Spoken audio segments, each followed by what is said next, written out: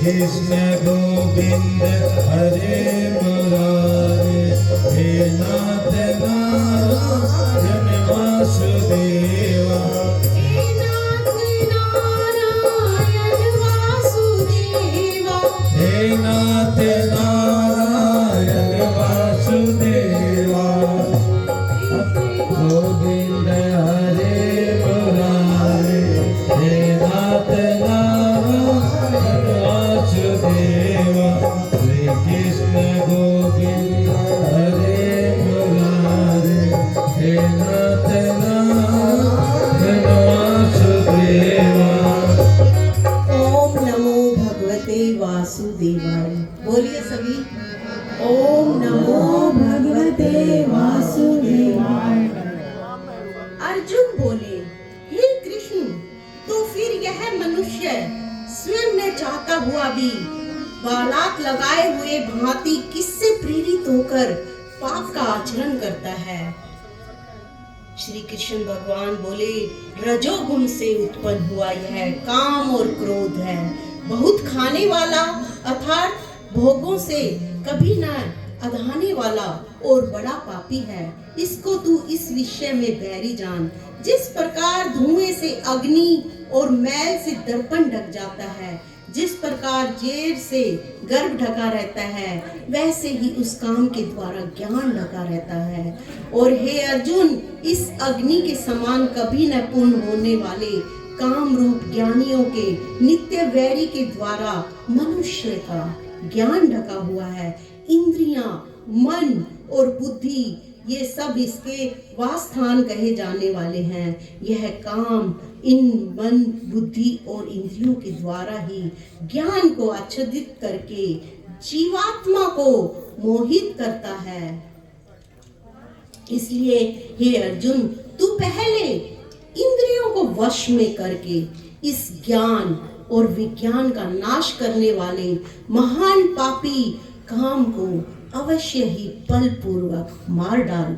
इंद्रियों को स्थूल शरीर से परिज्ञानी, श्रेष्ठ, बलवान और सूक्ष्म कहते हैं।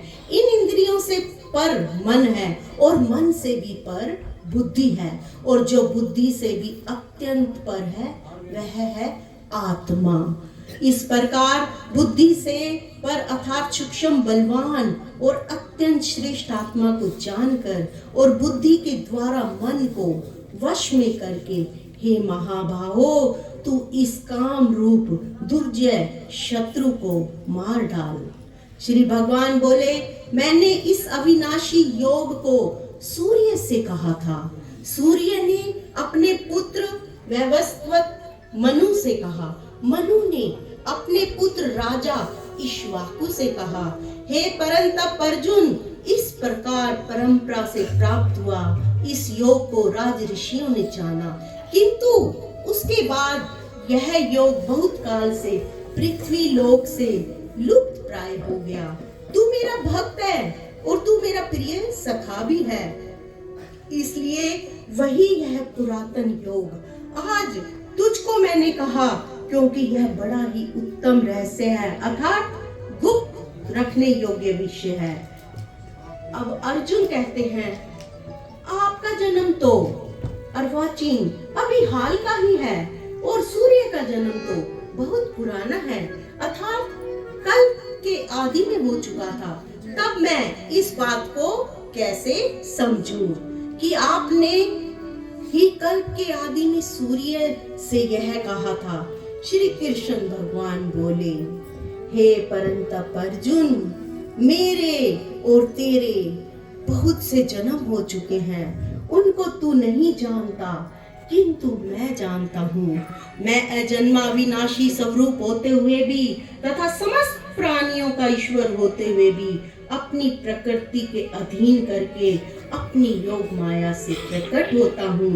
हे भारत, जब जब धर्म की हानि, अधर्म की वृद्धि होती है, तब तब ही मैं अपने रूप को रचता हूँ अर्थात साकार रूप से लोगों के सम्मुख प्रकट होता हूँ। साधु पुरुषों का उद्धार करने के लिए, पाप कर्म करने वाले का विनाश करने के लिए, धर्म की अच्छी तरह से स्थापना करने के लिए मैं युग युग में प्रकट होता हूँ। हे अर्जुन, मेरे जन्म और कर्म दिव्य अर्थात निर्मल और अलौकिक हैं। इस प्रकार जो मनुष्य तत्व से जान लेता है वह शरीर को त्याग कर फिर जन्म को प्राप्त नहीं होता, किंतु मुझे ही प्राप्त होता है। पहले भी जिनके राग, भय, क्रोध सर्वथा नष्ट हो गए थे और जो मुझ में अनन्य प्रेम पूर्वक स्थित रहते थे, ऐसे मेरे आश्रित रहने वाले भक्त उपयुक्त ज्ञान रूप तप से पवित्र होकर मेरे ही स्वरूप को प्राप्त होते हैं। हे अर्जुन, जो भक्त मुझे जिस प्रकार भजते हैं मैं भी उनको उसी प्रकार भजता हूँ, क्योंकि सभी मनुष्य सब प्रकार से मेरे ही मार्ग का अनुसरण करते हैं। इस मनुष्य लोक में कर्मों को फल को चाहने वाले लोग देवताओं का पूजन किया करते हैं, क्योंकि उनको कर्मों से उत्पन्न होने वाली सिद्धि शीघ्र प्राप्त होनी चाहते हैं।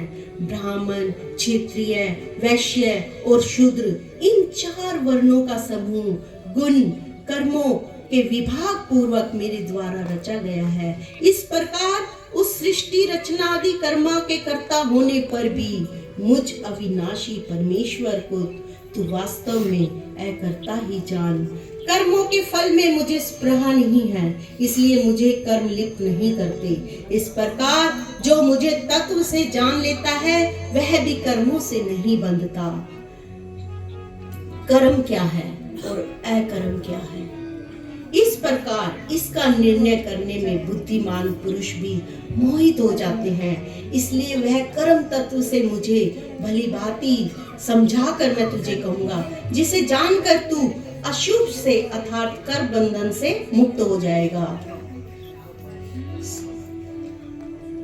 जो मनुष्य कर्म में अकर्म देखता है और जो अकर्म में कर्म देखता है वह मनुष्य में बुद्धिमान है और वह योगी समस्त कर्मों को करने वाला है, जिसके संपूर्ण शास्त्र सम्मत कर्म बिना कामना और संकल्प के होते हैं, जिसके समस्त कर्म ज्ञान रूप अग्नि के द्वारा भस्म हो गए हैं। उस महापुरुष को ज्ञानी जन भी पंडित कहते हैं। जो पुरुष समस्त कर्मों में उनके फल में आसक्ति की स्वर्था त्याग करके संसार के आश्रय से रहित हो गया है और परमात्मा में नित्य तृप्त है, वह कर्मों को भली भांति बरतता हुआ भी वास्तव में कुछ नहीं करता है। श्री कृष्ण भगवान जी हमें कह रहे हैं, फिर वही बात आ जाती है